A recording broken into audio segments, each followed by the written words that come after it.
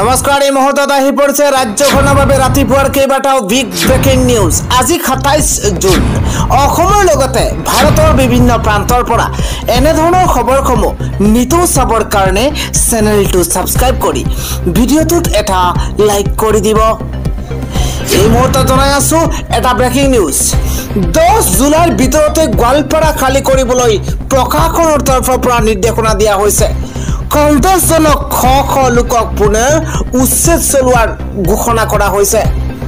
এটা big breaking এই মুহূৰ্তত জনোৱাৰ চেষ্টা কৰিছো। 10 জুলাইৰ ভিতৰতেই গোৱালপাৰা খালী কৰিব লাগিব শ লোকে।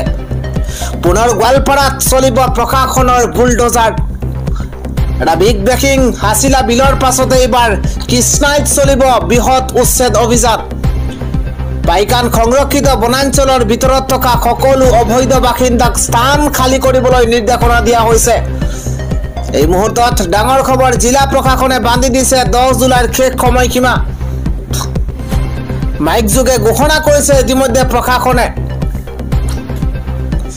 উচ্চ ন্যায়ালয়ৰ নিৰ্দেশ মৰ্মে পুনৰ উচ্ছেদ কৰিবলৈ সাজু হৈ পৰিছে গোৱালপাৰা জিলা প্ৰশাসন। 10 জুলাইৰ ভিতৰতেই গোৱালপাৰা খালী কৰিব লাগিব শ লোকে। আন এটা খবৰ হৈছে অৰুণোদয়ত বাদ পৰা মহিলাই চৰকাৰৰ তৰফৰ পৰা ধন লাভ কৰিব। আহি গৈছে 10টাকৈ নিয়ম। এটা ব্ৰেকিং নিউজ জনোৱাৰ চেষ্টা কৰিছো। ভাল খবৰ, ৰাজ্যৰ লাখ লাখ অৰুণোদয় হিতাধিকাৰীসকলৰ বাবে অত্যন্ত ভাল খবৰ। কোনো এগৰাকী মহিলায়ো বাদ নপৰে হিতাধিকাৰীৰ তালিকাৰ পৰা। আনুষ্ঠানিকভাৱে মন্তব্য কৰিছে মন্ত্ৰী ৰঞ্জিত দাসে। এটা ব্ৰেকিং নিউজ জনোৱাৰ চেষ্টা কৰিছো। প্ৰতিটো প্ৰয়োজনীয় নথি জমা দিলেই লাভ কৰিব আপুনি অৰুণোদয়ৰ 1250 টকা। প্ৰতিটো প্ৰয়োজনীয় নথি জমা দিলেই লাভ কৰিব ধন। ৰাজ্যত 30 লাখ মহিলাক দিব অৰুণোদয় আঁচনিৰ ধন। প্ৰতিটো সমষ্টিৰ মহিলাসকলে লাভ কৰিব অৰুণোদয়ৰ 1250 টকা। তালিকাৰ পৰা নাম কাটি যোৱা মহিলাসকলেও পাব 1250 টকা। আত্মনিৰ্ভৰ আঁচনিত আবেদন কৰা যুৱকেও পাব 2 লাখকৈ টকা। ৰাজ্যৰ 593 গৰাকী যুৱকক দিব 2 লাখকৈ টকা। আন এটা খবৰ হৈছে কংগ্ৰেছ নেত্ৰী মীৰা বৰঠাকুৰৰ বিৰুদ্ধে এবাৰ মানহানিৰ গোচৰ ৰুজু কৰিছে মুখ্যমন্ত্ৰীৰ পত্নী ৰিণিকী বুঢ়া শৰ্মাই। অসমৰ মুখ্যমন্ত্ৰী ডক্টৰ হিমন্ত বিশ্ব শৰ্মাৰ পত্নী ৰিণিকী বুঢ়া শৰ্মাই অসম প্ৰদেশ মহিলা কংগ্ৰেছৰ সভানেত্ৰী মীৰা বৰঠাকুৰ গোস্বামীৰ বিৰুদ্ধে অপৰাধমূলক মানহানিৰ গোচৰ ৰুজু কৰিছে। এক খবৰ অনুসৰি কংগ্ৰেছ নেত্ৰীগৰাকীয়ে মুখ্যমন্ত্ৰীৰ পত্নীৰ বিৰুদ্ধে ধৰ্মীয় স্থানৰ নামত পুঁজি সংগ্ৰহৰ অভিযোগ উত্থাপন কৰিছিল। ৰিণিকী বুঢ়া শৰ্মাই নগাঁৱৰ মহামৃত্যুঞ্জয় ধাম আৰু গুৱাহাটীৰ মা কামাখ্যা মন্দিৰত ভক্তৰ পৰা অনুদান সংগ্ৰহ কৰাৰ অভিযোগ উত্থাপন কৰিছিল মীৰা বৰঠাকুৰে। প্ৰাইড ইষ্ট ইণ্টাৰটেইনমেণ্টৰ অধ্যক্ষ তথা পৰিচালন সঞ্চালক ৰিণিকী বুঢ়া শৰ্মাই এই দাবীক মিছা, ভিত্তিহীন আৰু মান হানিকাৰক বুলি অভিহিত কৰিছে। তেওঁ এই সন্দৰ্ভত আইনী ব্যৱস্থা গ্ৰহণ কৰাৰ কথা সদৰি কৰিছে। ডক্টৰ শৰ্মাই কয়, ৰিণিকী বুঢ়া শৰ্মাই কয় যে মই তেওঁৰ বিৰুদ্ধে গোচৰ তৰিছো আৰু তেওঁ নিজৰ দাবী প্ৰমাণ কৰিবলৈ 18 জুলাইত আদালতত হাজিৰ হ'ব লাগিব। ন্যায়ৰ বাবে মই শেষ পৰ্যন্ত যুঁজিম। মীৰা বৰঠাকুৰে এনে গুৰুতৰ অভিযোগ উত্থাপন কৰি অহাটো এইটোৱেই প্ৰথম নহয়। যোৱা মে মাহত ৰাজ্যখনৰ মন্ত্ৰী জয়ন্ত মল্ল বৰুৱাৰ বিৰুদ্ধে বুন্দাজান জলাশয় বেদখল কৰি 3 কোটি টকা ৰাজহুৱা ধন ব্যৱহাৰ কৰি প্ৰয়াত পিতৃৰ স্মৃতিত 254 মিটাৰ পথ নিৰ্মাণৰ অভিযোগ উত্থাপন কৰিছিল। ক্ষমতা আৰু ৰাজহুৱা সম্পদৰ অপব্যৱহাৰক লৈ কংগ্ৰেছে বিজেপি চৰকাৰক প্ৰত্যাহ্বান জনাই অহাৰ সময়তেই এই মানহানিৰ গোচৰে ৰাজ্যৰ ৰাজনীতিৰ বতাহ উত্তপ্ত কৰি তুলিছে। আন এটা খবৰ, ডনাল্ড ট্ৰাম্পৰ ধমক, এবাৰ যিকোনো মুহূৰ্ততে ইৰাণক আকৌ আক্ৰমণ কৰিব আমেৰিকাই।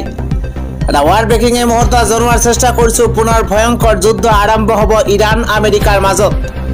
যিকোনো মুহূৰ্ততেই আমেৰিকাই আকৌ আক্ৰমণ কৰিব পাৰে ইৰাণক। যুদ্ধ বিৰতি ঘোষণাৰ পাছতেই ইৰাণক আকৌ সকিয়নি দিছে ডোনাল্ড ট্ৰাম্পে। ইৰাণে পুনৰ পাৰমাণৱিক কাৰ্যকলাপ আৰম্ভ কৰিলেই আক্ৰমণৰ হুংকাৰ এইবাৰ ডোনাল্ড ট্ৰাম্পৰ। আনফালে চীন ইৰাণৰ মাজত নিৰাপত্তা জড়িত উচ্চস্তৰীয় বৈঠক। ট্ৰাম্পৰ ৱাৰ্ণিঙৰ পাছতেই চীনত উপস্থিত ইৰাণৰ প্ৰতিৰক্ষা মন্ত্ৰী। চীনত উপস্থিত হৈছে উচ্চস্তৰীয় বৈঠকত মিলিত ইৰাণৰ প্ৰতিৰক্ষা মন্ত্ৰী জাদেহ। ইৰাণৰ সীমান্তত ড্ৰোনেৰে আক্ৰমণ, ভয়ংকৰ আক্ৰমণ। ইৰাক সীমান্তৰ সমীপত ধাৰাসাৰ ড্ৰোন আক্ৰমণ। ইৰাণী ডিফেন্স ফ'ৰ্চে আকাশমাৰ্গতে নিক্ষেপ কৰিছে আক্ৰমণকাৰী ড্ৰোন। ডোনাল্ড ট্ৰাম্পৰ সকিয়নিৰ পাছতো নিজৰ স্থিতিত অটল আয়াতুল্লাহ আলী খেমেনি। ইজৰাইলক ৰক্ষা কৰিবলৈ আমেৰিকাৰ মাজত সোমাইছিল আমাৰ যুদ্ধত। আমেৰিকাৰ মাজত নাহিলে আজি ইজৰাইলক সম্পূৰ্ণৰূপে ধ্বংস কৰি দিলেহেঁতেন। ইৰাণৰ সুপ্ৰিম নেতা আয়াতুল্লাহ আলী খেমেনিৰ এই ডাঙৰ মন্তব্য। পুনৰ ভয়ংকৰ যুদ্ধ আৰম্ভ হ'ব ইৰাণ আমেৰিকাৰ মাজত। আন এটা খবৰ হৈছে জম্মু কাশ্মীৰত এইবাৰ সেনাৰ সাফল্য। এটা ডাঙৰ খবৰ এই মুহূৰ্তত জনোৱাৰ চেষ্টা কৰিছোঁ। এইবাৰ পুনৰ জম্মু কাশ্মীৰত ভাৰতীয় সেনা জোৱানৰ সাফল্য। সেনাৰ এনকাউণ্টাৰত নিহত হৈছে এজন সন্ত্ৰাসবাদী। গোপন সূত্ৰৰ তথ্যৰ ভিত্তিত সেনাই আৰম্ভ কৰিছে সন্ত্ৰাসবাদ বিৰোধী অভিযান। জৈশ-ই-মোহাম্মদৰ 4 সন্ত্ৰাসবাদীক ঘেৰি ধৰি অভিযান চলাইছে এইবাৰ সেনাই। বসন্তগড়ৰ বিহালী এলেকাত জম্মু কাশ্মীৰ আৰক্ষীৰ তীব্ৰ অভিযান। ডাঙৰ খবৰ এই মুহূৰ্তত জনোৱাৰ চেষ্টা কৰিছোঁ। অভিযানত আৰক্ষী সন্ত্ৰাসবাদীৰ মাজত সংঘটিত প্ৰচণ্ড গুলীয়াগুলী। আৰু অভিযানত আৰক্ষী সন্ত্ৰাসবাদীৰ মাজত সংঘটিত হৈছে এই গুলীয়াগুলী। প্ৰতিকূল বতৰকো নেওচি পুৱা 8:30 বজাৰ পৰাই অব্যাহত আছে অভিযান। পুনৰ জম্মু কাশ্মীৰতে ভাৰতীয় সেনা জোৱানৰ সাফল্য। সেনাৰ এনকাউণ্টাৰত নিহত হৈছে এগৰাকী সন্ত্ৰাসবাদী। পৰৱৰ্তী খবৰৰ বাবে কৃতজ্ঞতা প্ৰকাশ এইবাৰ ইৰাণৰ দূতাবাসৰ। বুধবাৰে ইৰাণে ইজৰাইল আৰু আমেৰিকাই চলোৱা সামৰিক আক্ৰমণৰ সময়ত ভাৰতে আগবঢ়োৱা সহায়ৰ বাবে কৃতজ্ঞতা প্ৰকাশ কৰিছে।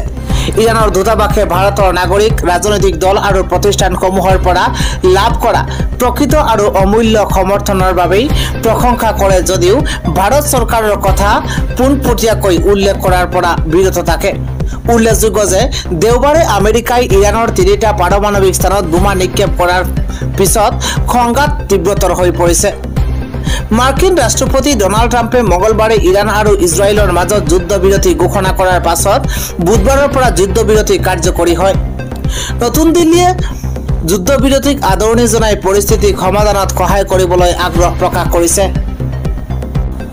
ইৰাণৰ দূতাবাসে ভাৰতৰ ৰাজনৈতিক নেতা, সংসদৰ সদস্য, NGO, ধৰ্মীয় নেতা, অধ্যাপক, সংবাদ সদস্য, NGO, ধৰ্মীয় নেতা, অধ্যাপক, সংবাদ মাধ্যমৰ সদস্য, সমাজকৰ্মী আৰু ইৰাণৰ সমৰ্থন কৰা আন লোককে ধৰি ভাৰতৰ সকলো স্বাধীনতাপ্ৰেমী জনসাধাৰণৰ প্ৰতি আন্তৰিক কৃতজ্ঞতা প্ৰকাশ কৰিছে।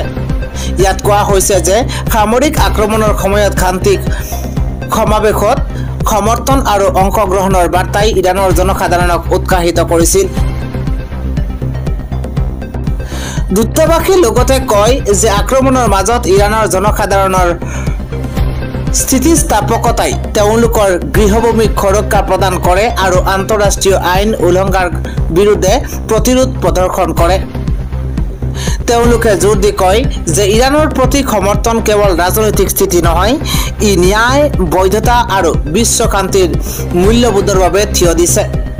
ইৰাণ ইছলামিক ৰিপাব্লিকে আন্তঃৰাষ্ট্ৰীয় আইন ৰক্ষা আৰু আগ্ৰাসী নীতিৰ বিৰোধিতা কৰাৰ ওপৰত গুৰুত্ব আৰোপ কৰিছে। দূতাবাসৰ মতে যুদ্ধ, হিংসা আৰু অন্যান্যৰ বিৰুদ্ধে যুঁজিবলৈ দেশসমূহৰ মাজত ঐক্য অতি প্ৰয়োজনীয়।